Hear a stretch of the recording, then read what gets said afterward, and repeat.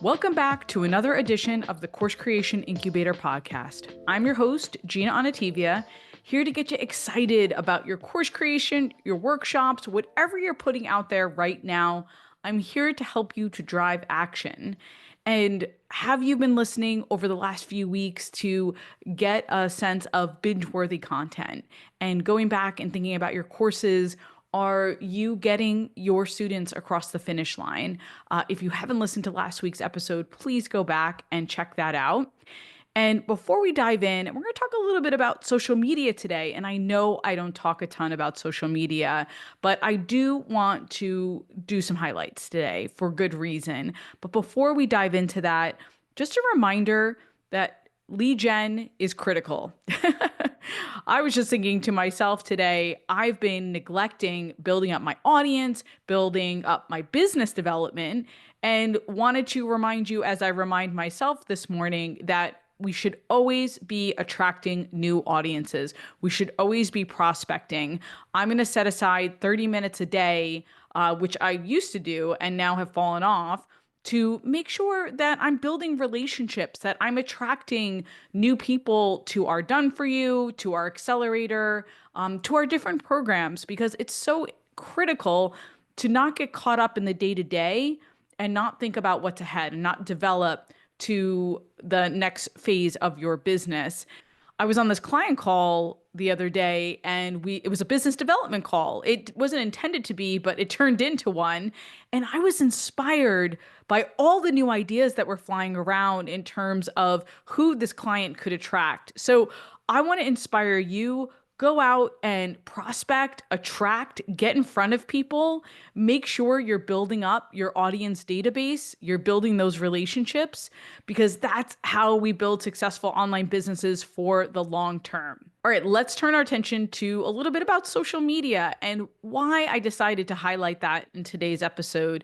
And I always talk about email marketing, how I want you guys to double down because you own your list. You do not own social media. Social media can go down in any minute. However, I do feel like social media, especially organic, does have its place.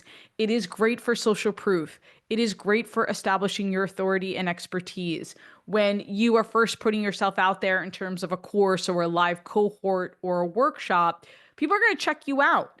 And I know I go to people's platforms just to see, hey, do they have at least one platform to show me that they're legit? Are they posting at all to show me that they're engaged and that they're committed to putting out consistent content? These are the things I look for. And this is what I think organic social is really good for, that you're showing up each and every week. And social was a part of our conversion copywriting playbook.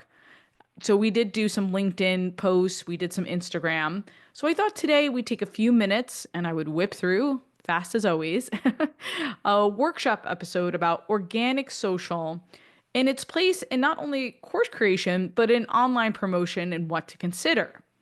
Because here's the thing, I talk to people all the time who worry about social media. Ugh, I feel like I should be on social more. What am I doing? I'm not being consistent enough. And I don't want you worrying about it. I definitely don't want you obsessing about it because I do have some course creators and entrepreneurs who come up to me and are obsessing about it. And unless you're one of these big gun influencers putting a lot of money in ads, I don't think you need to obsess about social media because that's not your business. What we're talking here is not about organic social media becoming your whole business. I'm talking about it being one layer of like a 7-layer nacho dip. Okay. We're talking about multi-channel marketing efforts, and you're going to have a lot of different layers that create your promo, create your business building, create your lead gen. Organic social is just one part of it. So now that I've created those caveats, we can dive into a little bit about what I consider the new social media strategy for course creators. And first and foremost, we have to acknowledge that what worked even 2 years ago is not really cutting it anymore because of the algorithms that keeps changing, right? That's what makes social media so tricky. They're constantly evolving these platforms. They're constantly switching up the algorithms, which makes sense. So there's been big shifts in platforms like Instagram, Facebook, even TikTok, and they've all become saturated and it's tougher to get that organic reach. And then the algorithm, it values ads, right? So it's going to reward people running ads. So that's something else to consider. However, let's talk about social SEO, which is strategically creating content that gets discovered organically, not just on Google search, but across platforms like Instagram, YouTube, TikTok. Well, why is this important? Because your ideal clients or students aren't just looking for social to scroll, they're using it as a search engine. They're looking for answers, inspirations, quick solutions in the apps that they're already spending time in. You want to make sure that your content is top of mind. So, with that social SEO in mind, let's talk about some ways that you can move the needle for your own organic social. And one, keywords are your best friend.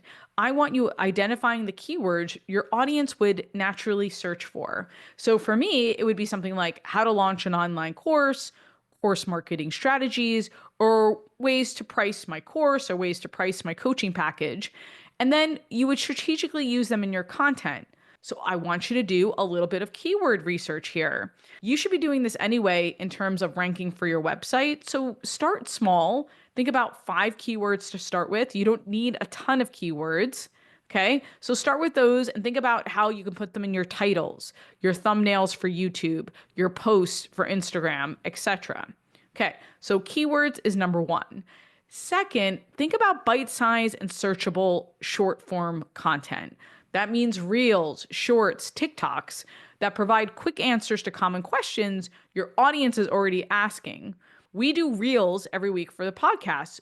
We need to do more shorts for YouTube. We've been working on our YouTube a little bit more, but we definitely have room to grow. So do a little bit of research. It doesn't mean you're doing 20 reels a week. Start off with 1 reel a week, 1 reel every other week. Do some shorts. Try out the waters, test the waters. All right, third point I want to make is to make sure you're optimizing your profile, that your bios and summary descriptions include those key terms that we were just talking about: who you are, what you do, who you serve. Be clear and specific about your messaging and who you want to attract. I was just tinkering with my LinkedIn profile. This was a couple of weeks ago. I love LinkedIn. I don't think it's just for recruiting. I love the content and the connections that are made there. I think there's a great sophisticated audience still to be won and attracted there. So every couple of months, I'll look at my profile and I think, am I still attracting the right audience? Is this what I want to convey? Because this is low hanging fruit for us, especially for LinkedIn, because again, I still think there's organic opportunities there. And let's make the most of those, and it really starts with our profile. Same thing with Instagram or Facebook, okay? In terms of your profiles. Like, you're checking all your profiles. Let's audit those every couple of months. I was just checking my links today to make sure, hey, is this still relevant? Okay, fourth step I want you to think about: collaborate with intention. So, in today's crowded market, collaborating isn't just a nice to have, right? It's really essential. And I was just talking about this a couple of weeks ago when I debriefed my launch with Megan O'Leary and how we collaborated. And then we collaborated with others and we asked people to partner with us. I think this is so critical so you can borrow audiences from someone else. You can connect with complementary experts, influencers, maybe other course creators in your space. And I did this exercise a few years ago when I had a mastermind, and I talked about it on the podcast. And I challenged them. Actually, I didn't ask. I challenged them to reach out to 10 people on your platform of choice. So a lot of folks at the time were on Instagram. So reach out to 10 experts that you think you could have a partnership with or a collaboration, and reach out, say, hey, love your work, love what you're doing, been following you for a little while here. Here's how I think we could collaborate. I think our audiences could really get a lot of value out of each other. We could swap podcast episodes. We could co author something together. We could host live sessions. I love this idea because it expands your reach and provides fresh perspectives your audience will love. So you can do this exercise, okay? 10 might feel like a lot. Let's start with 5 experts that you want to go out to on your platform of choice and reach out, but think about it. Do custom reach outs. Okay. I talk about testimonials, and we never just want to blanket that. We want to be thoughtful about how we reach out to people and take the time. Most people don't take the time. I get so many vanilla letters reaching out to me that obviously were created on AI. If you create a thoughtful note that really speaks to them and their content and what they love about them, you will get results because no one does that anymore. Everyone puts it into ChatGPT and just mass sends out, right? Does these mass mailings. So think about why you love them. What is the opportunity here? Do you have a podcast? Do you have a blog? Do you have a summit coming up and you're trying to recruit people? How can you add value to someone's life? Okay. Think about that. Think about the opportunity and bundle that together in a note to them and make it count. Okay. Let's really customize. Let's really personalize. So think about how you can cross promote and collaborate with intention, right? That's what I think it's about, intention, right? And not just blasting something out there. All right. And then the fifth step, I want you to be proactive. Spend, 10 minutes a day commenting, liking, DMing to build real connections. It takes a little consistent effort to create some nice results. And I've been trying to do this on LinkedIn because, again, it rewards you. It's great for your algorithm. People see you commenting, people see you sharing, they see that you're active. And it's so important in terms of social media to have people see you engaging. And if I was going to give a bonus step, it would be get consistent content out there, whatever it looks like. We're only posting 1 day a week right now on Instagram and on LinkedIn. And if it's a promo, we'll do more. Or if I have a special event or I'm speaking, I'll do more. I'll do feature spotlights. But I know I'm consistent about once a week. Okay, start there. Be consistent about once a week. If you are not posting at all, start doing that. If you are posting once a week and you want to up the ante, go twice a week. Think about doing reels. Think about doing shorts. Whatever that looks like for you, up your ante. Same with YouTube. We're doing once a week. So hopefully I've changed your mind a little bit about the new social media strategy. There are still opportunities to be had to help you layer this on top of your other multi-channel marketing efforts. If I've made an impression on you at all, please make sure you subscribe so you don't miss one episode. And thanks for hanging with me today. Until next week, go create, be you and be brilliant, and get it done.